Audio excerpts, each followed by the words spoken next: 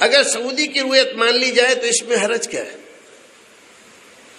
ہمارے بہت سارے سادہ لوگ بھائی کہا کرتے ہیں کہ سعودی کی روایت مان لینے میں حرج کیا ہے؟ چونکہ ان بھائیوں کو حقیقت کا علم نہیں، اس لیے ایسی باتیں کرتے ہیں۔ آئیے ہم آپ کو بتاتے ہیں۔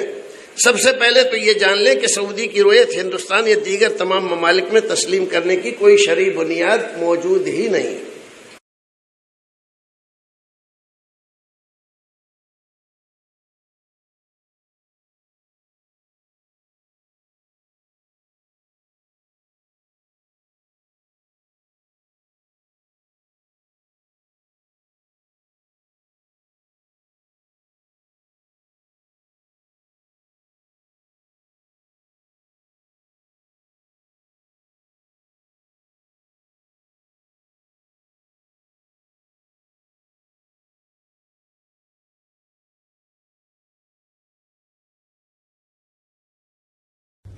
ہم یہ کہیں کہ ضروری نہیں کہ یہ پاکستان کے اندر ہم اپنے آپ کو محدود کریں۔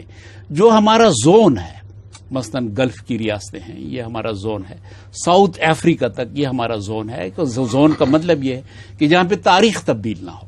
آج وہاں پہ تاریخ ہے 10 تاریخ، تو ابوظہبی میں بھی 10 ہے، قطر میں بھی 10۔